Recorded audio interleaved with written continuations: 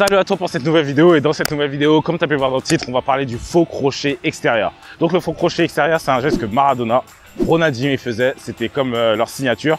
Donc je pense que Ronaldinho, il a regardé Maradona et qu'il aimait bien le crochet en question et qu'il s'est inspiré de lui. Ils le font pas exactement de la même manière, mais c'est à peu près le même résultat. Donc toi aussi, si tu veux la jeter à ta panoplie technique et tu veux refaire un match, je te vois après l'intro.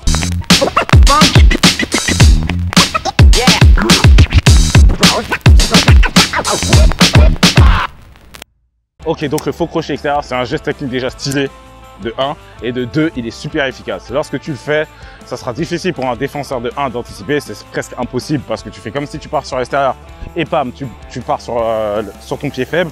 Et ça, c'est de 1, et de 2 aussi, c'est un geste qui est vraiment rapide à faire, où tu peux le faire rapidement. Tu peux être en course, tu peux être en train de courir avec le ballon et tu peux le faire. Donc c'est un geste super polyvalent. Donc la situation dans laquelle tu peux le faire, c'est à la fois arrêté et en mouvement.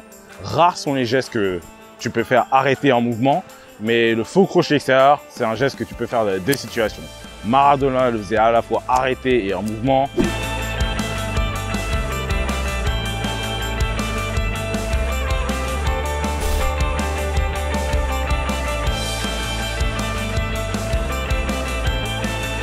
Ronaldinho pareil.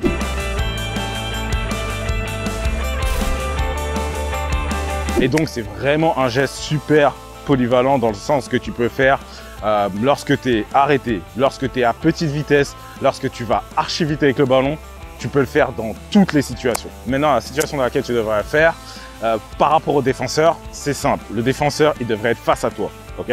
Face à toi ou légèrement sur ta droite. Le défenseur ne peut jamais être sur ta gauche si tu es droitier, parce que lorsque tu finis le geste, tu pars sur la gauche. Donc si tu es droitier, tu fais le geste et qu'il est légèrement sur la gauche, en gros, tu vas foncer sur lui. Donc, ça ne te sert à rien.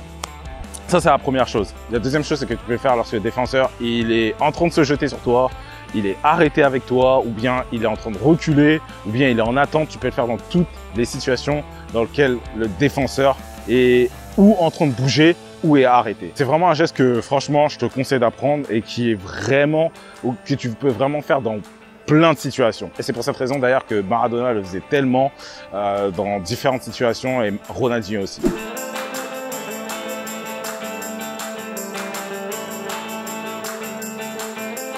Buscar distintas opciones, Ronaldinho que se va solo, Ronaldinho, golazo de Ronaldinho. Donc comment tu fais le geste? Le geste, il est super facile à faire, mais il y a un détail que tu peux pas rater. Et le détail que tu peux pas rater, c'est la première étape. En fait, la première étape, c'est ballon est en train ou de rouler ou est arrêté, ok? Tu dois te positionner correctement pour faire le geste. Mais ensuite, la deuxième étape qui est la plus importante du geste, c'est lorsque tu lèves ton pied, ou bien lorsque, en fait, c'est même pas lorsque tu lèves ton pied, c'est lorsque tu fais la feinte où tu vas pousser le ballon avec l'extérieur du pied. Qu'est-ce que je veux dire par là? C'est que ton corps, lorsque tu es face au ballon, par exemple, tu peux pas être face au ballon comme ça. Tu dois être légèrement sur le côté, ok? Tu dois être largement sur un côté lorsque tu conduis le ballon. Et lorsque justement tu fais ça, tu peux dès lors faire semblant que tu pousses le ballon avec l'extérieur, mais à la place, feinter et faire un crochet intérieur, tu vois.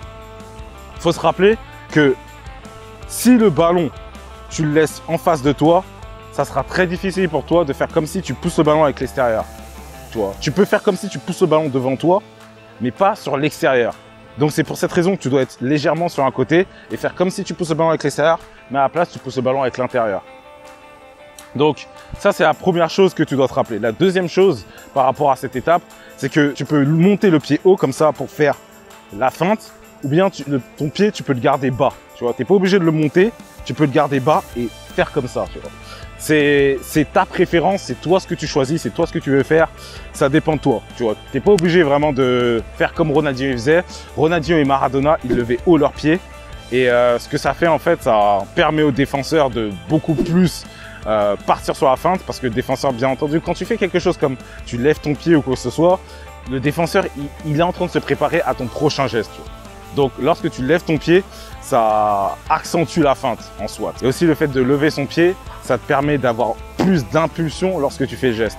Tu vois, si je lève mon pied comme ça et je fais ça, tu vois, c'est différent que si je le lève pas. Si je le lève pas et que je fais juste comme ça, j'aurai pas autant d'impulsion. Mais quand tu lèves pas ton pied aussi, le geste est beaucoup plus rapide. Donc c'est toi qui dois jauger ce que tu veux faire, ce que tu veux pas faire, ou bien comment tu t'es confortable, comment tu te sens par rapport à lorsque tu lèves ton pied haut, ou bien comment tu te sens par rapport à lorsque tu laisses ton pied presque au sol.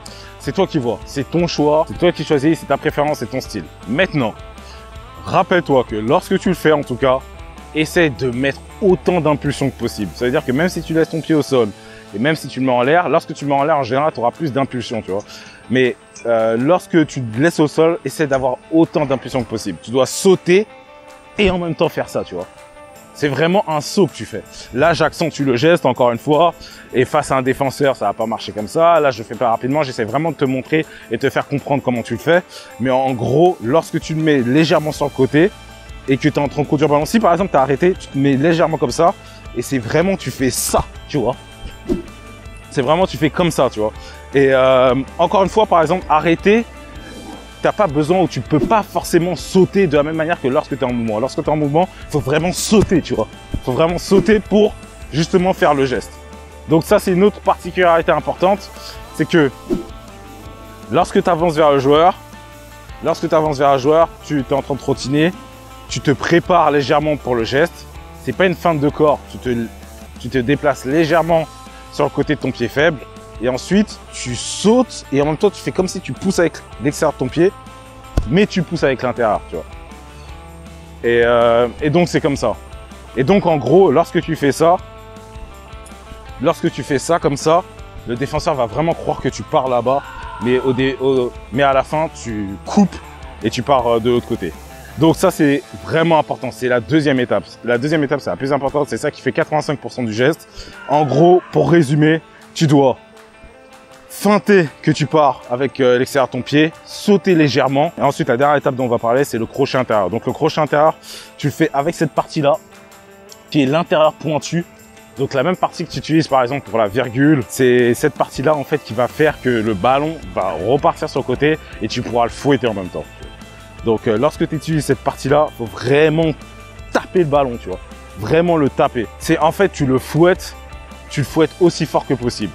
Si tu fouettes aussi fort que possible, le ballon ne va jamais aller trop loin parce que la position dans laquelle tu as fait, en général, ça ne te permet pas de frapper le ballon à 10 mètres, tu vois. Mais en tout cas, le ballon ne va pas rester dans tes jambes et ensuite, tu pourras accélérer aussi rapidement que tu peux pour lâcher le défenseur. Donc, si tu as des questions ou quoi que ce soit sur ce geste, si tu as des recommandations sur d'autres gestes que tu voudrais que je fasse sur la chaîne ou quoi que ce soit, ou tu as des questions sur d'autres sujets, mets-le en commentaire et si je vois, je répondrai. Et si c'est intéressant, je ferai une vidéo dessus. Sinon, à part ça, moi, je te remercie d'avoir regardé cette vidéo et je te dis, comme d'habitude, à la prochaine.